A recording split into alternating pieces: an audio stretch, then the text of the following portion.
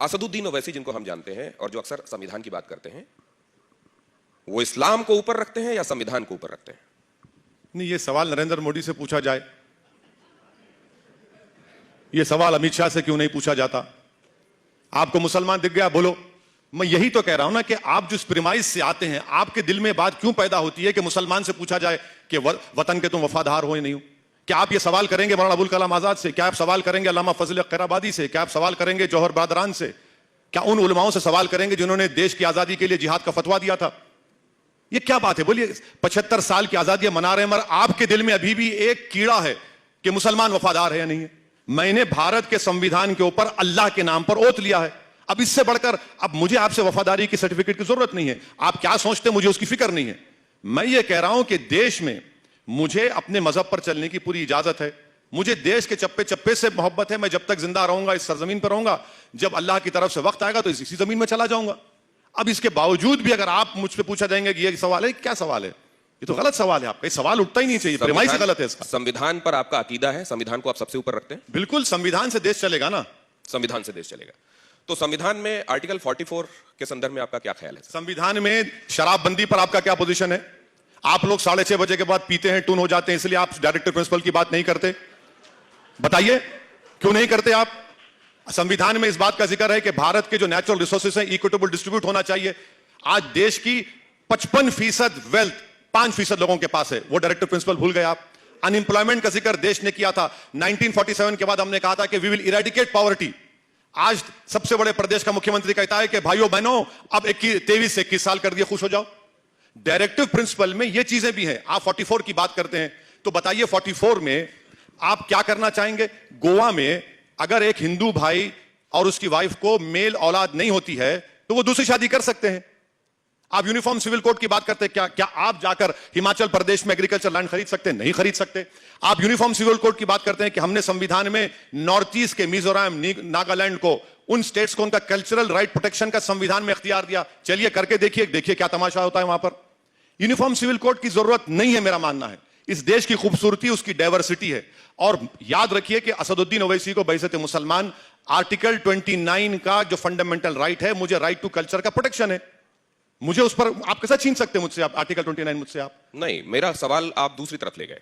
दोनों ही बार जब मैंने आपसे बात पूछी, मेरा ना मंतव्य था आपसे जब मैंने ये पूछा कि आप इस्लाम को या संविधान को किसको ऊपर रखते हैं, मैंने बहुत पर्पस के साथ वो सवाल किया था, लेकिन आप दूसरी तरफ ले गए।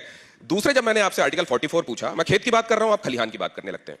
मैं आपसे पूछ रहा हूं आर्टिकल 44 के संदर्भ में, आप तुरंत उसको दूसरी तरफ, आप 6 बजे के बाद शराब पीना किसके संदर्भ में कह रहे हैं मुझे नहीं मालूम, लेकिन मैं आपसे एक बात जानना चाहता हूं, आप परमिट कीजिए, मैं आपसे एक बात जानना चाह रहा हूं। इस देश में एक सेकंड, इस देश में एक बाप है, उसके 4 लड़कियां हैं। एक की शादी ईसाई से होती है, एक की शादी मुस्लिम से होती है, एक की शादी पारसी से होती है, एक की शादी हिंदू से होती है जी। वो अपनी चारों बेटियों के लिए बराबर अधिकार चाहता है। वो बाप, उस बाप की क्या गलती है सर, बताइए आप। अरे कौन रोक रहा है आपको? दीजिए ना। यही तो है 44 सर। अरे सर, यही तो है यूनिफॉर्म सिविल कोड सर। एक मिनट सुनिए। उत्तर प्रदेश में एग्रीकल्चर लैंड में क्या हमारी हिंदू बेटियों को हिस्सा मिल रहा है? क्या उत्तर प्रदेश में मुस्लिम पर्सनल लॉ बोर्ड ने रेजोल्यूशन पास करके दे दिया कि एग्रीकल्चर लैंड में हिस्सा मिलना चाहिए? दीजिए ना। और ये कौन रोक रहा है आपको? करिए ना आप। अच्छा एक बात बताइए, राइट टू विल आप निकाल देंगे क्या? करिए, निकालिए, राइट टू विल निकालिए। क्या कानून की बात कर रहे हैं आप? विल से सब कर दे सकते, निकालिए राइट टू विल, निकालिए आप राइट टू विल नहीं निकालेंगे। आपको लगता है कि ये मुसलमान, अरे छोड़िए ना। आप देश को देखिए पूरा। आपको लगता है नहीं 4 बेटियां हैं, अरे भाई 4 बेटियां हैं, उसको क्या करना है? जैसे आपने कहा कि एक से दूसरी शादी, ठीक है, स्पेशल मैरिज एक्ट में करिए आप शादी, कौन रोक रहा है आपको? मगर मेरा जो कल्चर का प्रोटेक्शन आर्टिकल 29 में है, आप मुझसे क्यों छीनना चाहते हो उसको? मुझे समझ में नहीं आ रहा। और आप ये क्यों गलतफहमी आपको है कि आपका कल्चर अच्छा है और मेरा कल्चर गलत है? ये बिल्कुल गलत है। ये किसने कब कहा कि आपका कल्चर नहीं? ये आपने सवाल करके ही बता रहे हैं। अब आपने कुछ 2 चीजें खुद साबित कर दी। आपने कहा कि असदुद्दीन ओवैसी कभी मुसलमानों का लीडर नहीं बनेगा, लेकिन आपने अभी मुसलमान है आपने खुद ये बता दिया कि एक्चुअली आप किसकी नुमाइंदगी कर रहे हैं? नहीं, अगर मैं बोलूंगा मुसलमानों के बारे में तो क्या मुसलमान क्या मार्स से आए क्या? नहीं, भारत की सरजमीन के है ना। मैं वही कह रहा हूं, बोलना चाहिए भारत के नागरिक आपको। नहीं, मेरा कल्चर और आपका कल्चर तो हमारा कल्चर है सर। आप मेरा कल्चर हमारा कल्चर क्या कर रहे हैं? मैं आपसे देखिए, वही तो संविधान को समझ नहीं रहे ना आप। अगर आप आर्टिकल 29 पढ़ लीजिए खोल के, जरा पढ़ लीजिए खोल के आर्टिकल 29। वो सवालात हैं आपके, व्हाट्सएप ग्रुप है वो आपका। वो आर्टिकल 29 में तो कल्चर का प्रोटेक्शन मुझे दिया गया है, आप क्यों छीनना चाहते हो उसको? अच्छा, आपको मालूम कि नॉर्थ ईस्ट स्टेट्स में कल्चर का प्रोटेक्शन दिया गया है? अरे हर जगह का कल्चर इस देश की खूबसूरती है। जब मैंने आर्टिकल 44 की बात की तो आपने कह दिया कि कितनी बच्चियों को उत्तर प्रदेश में जमीन पे हक मिल रहा है। मैं एक बात ये जानना चाहता हूं कि अक्सर इस तरह की बातें करने वाले और समाज के उस तबके की नुमाइंदगी का दम भरने वाले, अगर प्रत्यक्ष नहीं तो परोक्ष रूप से भरने वाले, उनको मैं हमेशा एक स्टेटस में देखता हूं, एफ्लुएंट देखता हूं। वो विदेश से पढ़कर भी आते हैं। मैं आपकी बात नहीं कर रहा हूं, हालांकि आप भी विदेश से पढ़कर आए हैं, लिंकन इन से बैरिस्ट्री आपने पढ़ाई की, मैं आपकी बात नहीं कर रहा हूं।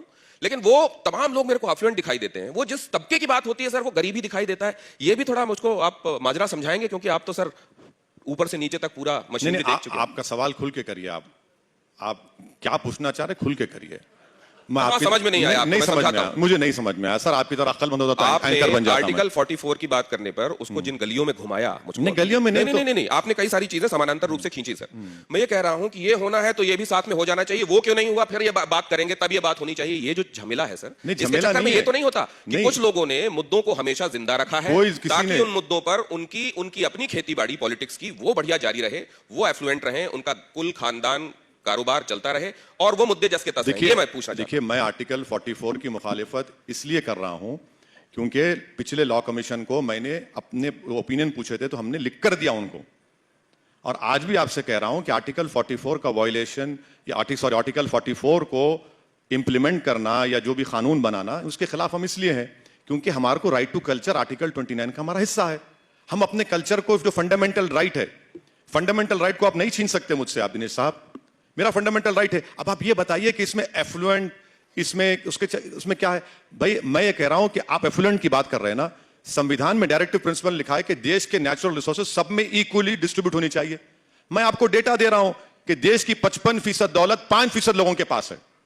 वो क्यों हो रहा है? देश के पूरा एयरपोर्ट, देश के पूरे पोर्ट्स एक आदमी के पास क्यों है? बताइए मेरे को। ये क्या डायरेक्टिव प्रिंसिपल का वायलेशन नहीं है?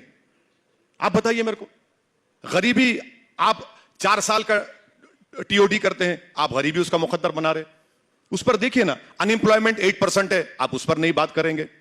किस पर बात करेंगे आप? आप सुनिए, इसी तरीके से जनसंख्या नियंत्रण पर भी बात नहीं होना चाहिए। करिए बात आप। हाँ, अच्छा बात किया आपने। 2020 दिसंबर में नरेंद्र मोदी की सरकार ने सुप्रीम कोर्ट को लिखकर एफिडेविट दिया कि 2 चाइल्ड नॉर्म के हम खिलाफ हैं, क्योंकि टीएफआर रेट गिर चुका है। अब आप मुझे बोलेंगे, अच्छा परसों जो नेशनल फैमिली हेल्थ सर्वे आया, एक महीना भर पहले, उसमें देख लीजिए टीएफआर रेट जो पहले मुसलमानों का था अब कितना है, आप देख लीजिए ना। तीसरी अहम बात यह है कि जो देश के प्रधानमंत्री और भाजपा वाले नहीं बताते हैं कि इस देश में जो डेमोग्राफी है वो किसी विश्व में किसी कंट्री के पास नहीं है। आप उस डेमोग्राफी के लिए क्या कर रहे हैं बताइए ना। छोड़िए ये सब आप जो बातें कर रहे हैं। भाई अगर 50% आबादी हमारी 25 साल से कम उम्र की है, 60% आबादी 45 साल की, तो आपने नौकरियां क्यों नहीं दी उनको? आपने नौकरियां नहीं दी। अब आप कहते हैं 15 लाख में नौकरियां दूंगा 2 साल में। मेक इन इंडिया जब हुआ था 2015 में, आपने कहा make in India, skill India, startup India. देश के प्रधानमंत्री ने कहा था कि मैं 10 करोड़ नौकरियां दूंगा 2022 तक। कहां गया डेटा? वो आप उस पर बात ही नहीं करते।